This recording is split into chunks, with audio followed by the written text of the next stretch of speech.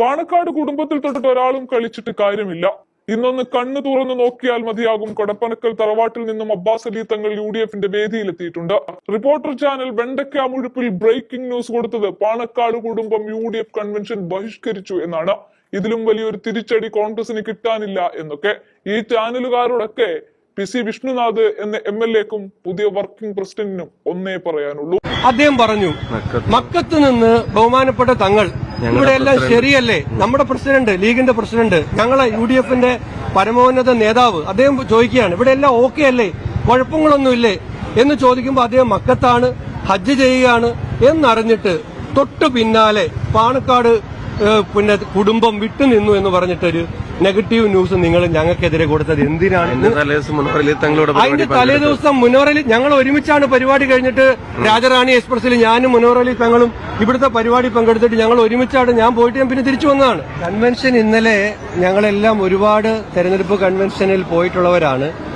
ഞങ്ങൾ തന്നെ വലിയ ഭൂരിപക്ഷത്തിൽ വിജയിച്ച പാലക്കാട്ടെയും പുതുപ്പള്ളിയിലെയും തൃക്കാക്കരയിലെയും കൺവെൻഷനേക്കാൾ വിജയകരമായ കൺവെൻഷനായിരുന്നു. ഒരു കാര്യം ശ്രദ്ധിച്ചത്, അവസാന സ്ഥാനാർത്ഥിയും കഴിഞ്ഞ് നന്ദി പറയുന്നത് വരെ ഒരു പ്രവർത്തകൻ പോലും സീറ്റിൽ നിന്ന് എഴുന്നേക്കാതെ വലിയ ആവേശത്തിലും സമർപ്പണത്തിലും നമ്മളെക്കാൾ വലിയ ഉത്തരവാദിത്വത്തിലും UDFന്റെ പ്രവർത്തകർ ഈ മണ്ഡലത്തിൽ നിരക്കുന്ന കാഴ്ചയാണ് കണ്ടത്. കൺവെൻഷനോടുകൂടി ഞങ്ങൾക്ക് കൂടുതൽ ആത്മവിശ്വാസം വന്നിരിക്കുകയാണ്.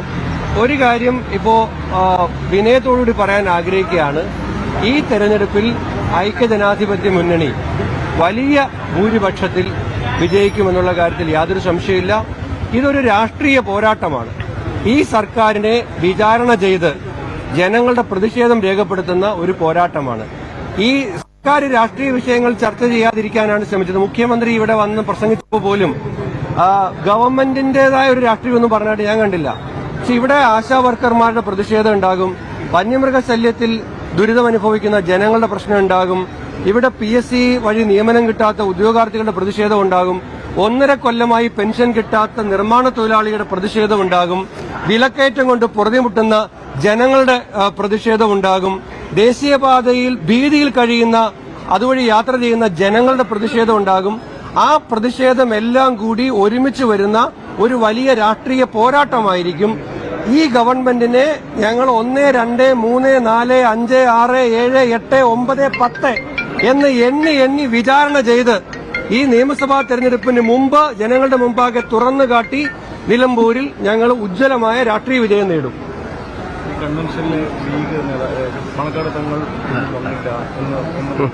ശ്യാം അത് ചോദിച്ചത് നന്നായി. നിങ്ങൾക്ക് എല്ലാവർക്കും വേണ്ടി ഞങ്ങൾക്കൊരു അഭ്യർത്ഥനയുണ്ട്. സാധാരണ മാധ്യമങ്ങൾ എടുക്കുന്നത് ഒരു ആന്റി എസ്റ്റാബ്ലിഷ്മെന്റ് പൊസിഷനാണ്. എപ്പോഴും മാധ്യമങ്ങൾ പ്രതിപക്ഷമാണെന്ന് പറയാറുണ്ട്.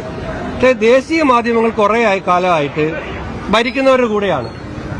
കുറച്ചു ദിവസമായിട്ട് കേരളത്തിലും അങ്ങനെ ഒരു മാറ്റം ഉണ്ടായിട്ടുണ്ടെന്ന് തോന്നുന്നു. പ്രതിപക്ഷ നേതാവ് പറഞ്ഞ പോലത്തെ ആരോപണമൊന്നും ഞാൻ പറയുന്നില്ല, പക്ഷെ അത് മാധ്യമങ്ങളുടെ വിശ്വാസ്യത കളയും. ഇന്നലെ പ്രസംഗിച്ചപ്പോൾ ബഹുമാനപ്പെട്ട കുഞ്ഞാലിക്കുട്ടി സാഹിബ് പറഞ്ഞു, നിങ്ങളിത് എന്റെ ഇത് പിടിക്കുന്നുണ്ടെങ്കിലും കൊടുക്കുമെന്ന് എനിക്കറിയില്ല, എന്നാലും ഞാൻ പറയുകയാണ്. അദ്ദേഹം പറഞ്ഞു, മക്കത്ത് നിന്ന് ബഹുമാനപ്പെട്ട തങ്ങൾ ഇവിടെ എല്ലാം ശരിയല്ലേ? നമ്മുടെ പ്രസിഡന്റ്, ലീഗിന്റെ പ്രസിഡന്റ്, ഞങ്ങളെ UDFന്റെ പരമോന്നത നേതാവ് അദ്ദേഹം ചോദിക്കുകയാണ്, ഇവിടെ എല്ലാം ഓക്കെ അല്ലേ, കുഴപ്പങ്ങളൊന്നുമില്ലേ എന്ന് ചോദിക്കുമ്പോൾ അദ്ദേഹം മക്കത്താണ്, ഹജ്ജ് ചെയ്യുകയാണ് എന്നറിഞ്ഞിട്ട് തൊട്ടു പിന്നാലെ പാണക്കാട് കുടുംബം വിട്ടുനിന്നു എന്ന് പറഞ്ഞിട്ടൊരു നെഗറ്റീവ് ന്യൂസ് നിങ്ങൾ ഞങ്ങൾക്കെതിരെ കൊടുത്തത് എന്തിനാണ്? അതിന്റെ തലേദിവസം മുനോറലി ഞങ്ങൾ ഒരുമിച്ചാണ് പരിപാടി കഴിഞ്ഞിട്ട് രാജറാണി എക്സ്പ്രസിൽ ഞാനും മുനോറലി തങ്ങളും ഇവിടുത്തെ പരിപാടി പങ്കെടുത്തിട്ട് ഞങ്ങൾ ഒരുമിച്ചാണ്. ഞാൻ പോയിട്ട് ഞാൻ പിന്നെ തിരിച്ചു വന്നതാണ്. ഇന്ന് അബ്ബാസ് അലി തങ്ങളാണ് രാവിലെ ഇത് ഉദ്ഘാടനം ചെയ്യാനിരിക്കുന്നത്. ഇതെല്ലാം അറിഞ്ഞിട്ട് നിങ്ങൾക്ക് ഒറ്റ രാത്രി കൊണ്ട് ഇങ്ങനെ ഒരു കുത്തിത്തിരിപ്പ് വാർത്ത കൊടുത്താൽ എന്ത് സുഖം കിട്ടും? ഇതൊരു പിറ്റേ ദിവസം രാവിലെ പൊളിയുന്നതാണെന്ന് അറിഞ്ഞുകൊണ്ട് ഈ വാർത്ത കൊടുത്തിട്ട് എന്ത് ചെയ്യാനാണ്? ഞാൻ ഒരു കാര്യം പറയാം, എന്ത് വാർത്ത നിങ്ങൾ നെഗറ്റീവായിട്ട് കൊടുത്താലും ഞങ്ങൾ ഈ തെരഞ്ഞെടുപ്പ് ജയിക്കും, നിങ്ങളുടെ വിശ്വാസ്യത പോകും.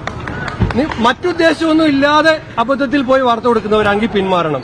മറ്റുദ്ദേശത്തിൽ വാർത്ത കൊടുക്കുന്നവരെ പിന്മാറ്റാൻ നമുക്ക് ആർക്കും കഴിയില്ല. അവര് അത് ചെയ്തോട്ടെ. അതുകൊണ്ട് ഞാൻ പറയണം, ഞങ്ങൾ അഭ്യർത്ഥിക്കുകയാണ്, നമ്മളാരും പിന്നെ ഞാൻ ഒരു കാര്യം ഇവിടെ പറയാം, ഇങ്ങനെ വാർത്ത കൊടുക്കുന്ന മാധ്യമപ്രവർത്തകരെ ഇവിടുത്തെ ഇടതുപക്ഷ സ്ഥാനാർത്ഥി സ്വരാജ് മുമ്പ് ഒരു പദപ്രയോഗം നടത്തിയിരുന്നു അവർക്കെതിരെ. ഞാനത് പറയൂല, ഞങ്ങൾ ആരും അത് പറയില്ല. സ്വരാജ് പണ്ട് ഇങ്ങനെ വാർത്ത കൊടുക്കുന്നവരോട് അല്ലെങ്കിൽ അയാൾക്ക് എതിരായ വാർത്ത, ഞങ്ങൾക്കിപ്പോ എതിരായാലും ഞങ്ങളത് പറയില്ല. നിങ്ങൾ എത്ര എതിരായി ഞങ്ങൾക്ക് വാർത്ത കൊടുത്താലും സ്വരാജ് പണ്ട് മാധ്യമങ്ങളെ കുറിച്ച് വിളിച്ചത് ഞങ്ങളാരും വിളിക്കില്ല. പക്ഷേ അങ്ങനെ നെഗറ്റീവ് വാർത്ത കൊടുത്ത് UDF തോക്കില്ല. ഇവിടെ UDF ലീഗാണെങ്കിലും കോൺഗ്രസ് ആണെങ്കിലും ഇന്ത്യൻ യൂണിയൻ മുസ്ലിം ലീഗ് നേരും നെറുവുള്ള ഒരു പാർട്ടിയാണ്. ആ പാർട്ടി നേരെ നിന്ന് കോൺഗ്രസിന്റെ സ്ഥാനാർത്ഥിയെ UDFന്റെ സ്ഥാനാർത്ഥിയെ ജയിപ്പിക്കാൻ വേണ്ടി പരിശ്രമിക്കുക.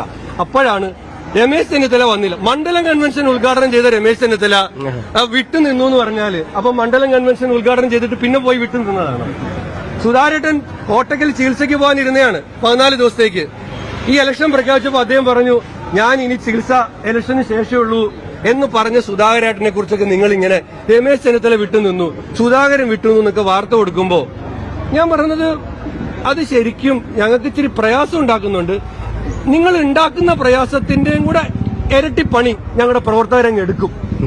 അത്രേ ഉള്ളൂ.